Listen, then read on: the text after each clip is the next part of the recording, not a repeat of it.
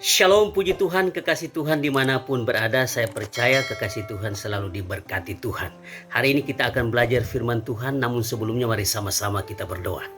Terima kasih Bapa di sorga, kami mau belajar firman Tuhan. Roh Kudus berikan bagi kami roh hikmat, akal budi supaya kami dapat mengerti firman Tuhan dan melakukan firman Tuhan dalam hidup kami. Kami sambut pelajaran firman Tuhan hari ini hanya di dalam nama Tuhan Yesus Kristus. Haleluya. Amin. Sudahkah kita mengenal siapa Yesus? Nah, mari kita buka di dalam Yohanes 8 ayat yang ke-19, demikian firman Tuhan. Maka kata mereka kepadanya, "Di manakah Bapamu?" Jawab Yesus, "Baik aku maupun Bapakku tidak kamu kenal. Jikalau sekiranya kamu mengenal aku, kamu mengenal juga Bapakku." Nah, kekasih Tuhan, seringkali kita mendengar atau kita katakan sendiri kepada orang, "Kamu mirip benar dengan bapamu. Kamu mirip benar dengan ibumu." Nah, dari wajahnya, dari cara bicaranya, dari ciri-cirinya, kita bisa tahu, kita bisa kenal bapaknya. Bapaknya siapa? Kita bisa tahu. Nah, kekasih Tuhan, tetapi lain dengan orang-orang Farisi di dalam ayat di atas, ayat yang tadi kita baca. Mereka bertanya, "Siapa bapamu? Di mana bapamu?" Itu pertanyaan orang Farisi kepada Yesus pada saat itu. Nah, kekasih Tuhan, yang menjadi masalah dalam ayat di atas yaitu kebanyakan orang Yahudi termasuk orang Farisi tidak mengenal siapa Yesus. Karena mereka tidak mengenal Yesus, maka mereka juga tidak mengenal Bapa yang di sorga. Mereka tidak mengenal Allah Bapa karena mereka tidak mengenal siapa Yesus. Nah, kalau kita mau mengenal Bapa di sorga, maka kita harus mengenal anaknya, yaitu Yesus Kristus Tuhan.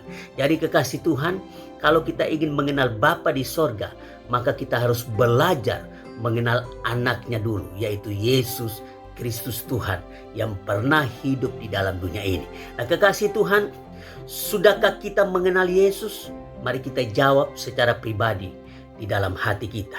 Nah, kekasih Tuhan, mengenal pribadi Yesus bukan sebatas hanya percaya Yesus.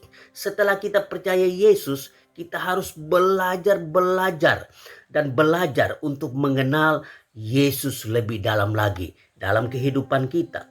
Semakin kita mengenal Yesus, iman kita semakin kuat. Dan iman itu yang membuat kita kuat menjalani hidup di dalam dunia ini. Mari kita belajar untuk mengenal Yesus lebih dalam lagi. Karena semakin kita mengenal Yesus, iman kita semakin kuat. Nah, kekasih Tuhan, ada dua kebenaran yang harus kita pahami tentang siapa Yesus. Yang pertama, yaitu Yesus adalah Allah seutuhnya. Dan yang kedua, Yesus adalah manusia seutuhnya. Dua kebenaran ini harus kita pegang dalam hidup kita. Nah, kekasih Tuhan, mari kita melihat.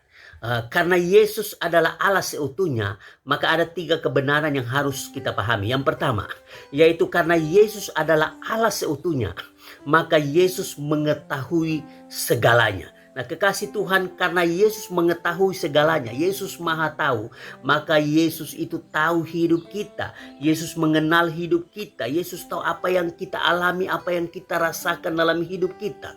Oleh karena itu, kita jangan takut lagi, jangan khawatir dalam hidup kita seperti orang yang tidak mengenal Yesus. Orang yang tidak mengenal Yesus itu artinya orang itu khawatir berkepanjangan, takut berkepanjangan. Nah, kekasih Tuhan, kita jangan hidup seperti orang yang tidak mengenal Yesus. Orang yang tidak mengenal Yesus itu hidup dalam kekhawatiran, hidup dalam ketakutan. Nah, yang kedua, kekasih Tuhan, karena Yesus adalah Allah, maka Yesus memiliki segala kuasa. Yesus Maha Kuasa. Nah, karena Yesus Maha Kuasa, maka Yesus mampu menolong kita. Yesus mampu melakukan mujizat dalam hidup kita. Karena Yesus berkuasa. Nah, sudah tentu semuanya itu terjadi seturut dengan kehendak Tuhan. Nah, kekasih Tuhan, Yesus kita berkuasa. Yesus yang kita percaya itu berkuasa. Oleh sebab itu, Yesus mampu menolong setiap kita seturut dengan kehendak Tuhan. Yang ketiga, kekasih Tuhan, karena Yesus adalah Allah, maka Yesus adalah kekal dan tidak pernah berubah.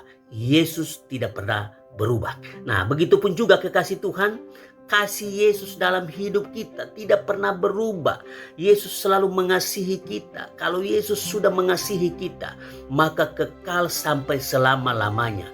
Yesus tetap mengasihi kita. Yesus tidak pernah berubah kasihnya dalam kehidupan kita.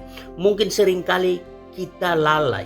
Kita seringkali mungkin tidak mengasihi Yesus dengan perbuatan-perbuatan kita. Tetapi kasih Yesus tidak pernah berubah di dalam kehidupan kita. Yesus selalu mengasihi kita setiap saat, setiap waktu, dan kekal sampai selama-lamanya. Yesus mengasihi kita karena Yesus tidak pernah berubah. Nah, kebenaran yang kedua yaitu Yesus adalah manusia seutuhnya.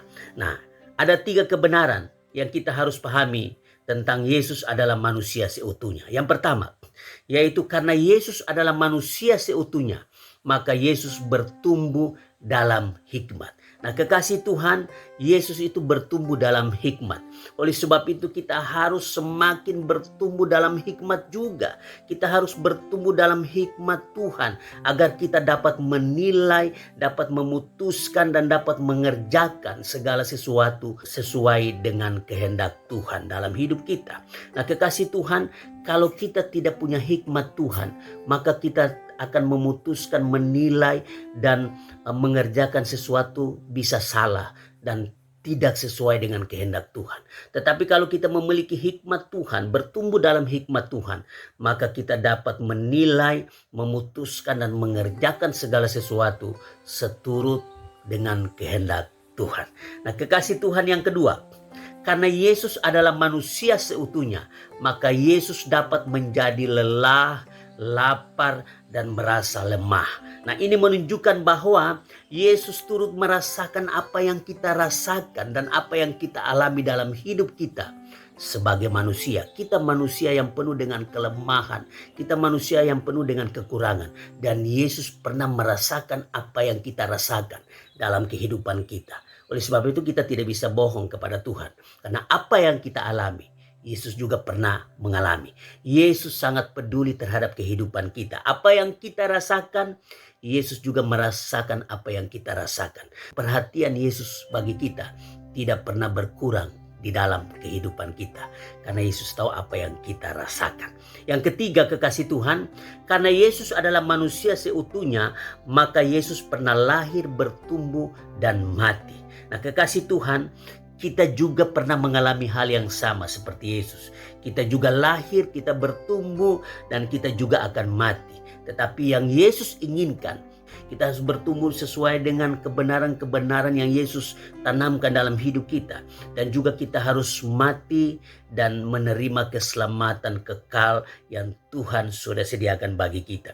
Kita harus mati di dalam Yesus agar supaya kita berkumpul bersama-sama dengan Yesus di dalam kerajaan sorga. Itu yang Yesus inginkan. Kita harus bertumbuh di dalam kebenaran dan kita harus mati di dalam Yesus agar kita memperoleh hidup yang kekal bersama dengan Tuhan. Nah, kekasih Tuhan, karena Yesus adalah Allah dan manusia seutuhnya, maka Yesus layak kita percaya dan layak menjadi juru selamat kita, menjadi penebus kita. Nah, kekasih Tuhan, sudahkah kita mengenal Yesus secara pribadi dalam hidup kita? Sudahkah kita mengenal Yesus dalam hidup kita? Jangan berhenti belajar mengenal Yesus, karena kita bisa mengenal Bapa di sorga kalau kita mengenal Yesus anaknya. Kalau kita tidak mengenal Yesus anaknya lebih dalam, maka kita juga tidak mengenal Bapa di sorga. Bagaimana kita bisa mengenal Bapa di sorga, sedangkan Yesus anaknya yang sudah datang ke dalam dunia, kita tidak belajar untuk mengenal pribadinya. Nah, kekasih Tuhan, marilah kita belajar mengenal Yesus lebih dalam lagi, agar supaya iman kita semakin kuat di dalam Tuhan untuk menghadapi hidup di dunia ini. Orang yang belajar mengenal Yesus lebih dalam lagi, dia akan memiliki iman yang kuat, iman yang kokoh, dan dia akan mampu menghadapi hidup ini, menjalani hidup ini. Tuhan Yesus memberkati kita semua. Mari sama-sama kita berdoa. Terima kasih Bapa di sorga, kami sudah belajar firman Tuhan. Biarlah firman Tuhan ini menjadi kekuatan bagi kami. Kami mau belajar dan terus belajar untuk mengenal Yesus. Agar supaya kami memiliki iman yang kuat di dalam Tuhan. Sembuhkan kami yang sakit, kuatkan kami yang lemah, hiburkan kami yang susah. Di dalam nama Tuhan Yesus Kristus kami berdoa dan mengucap syukur. Haleluya. Amin. Tuhan Yesus memberkati kita semua.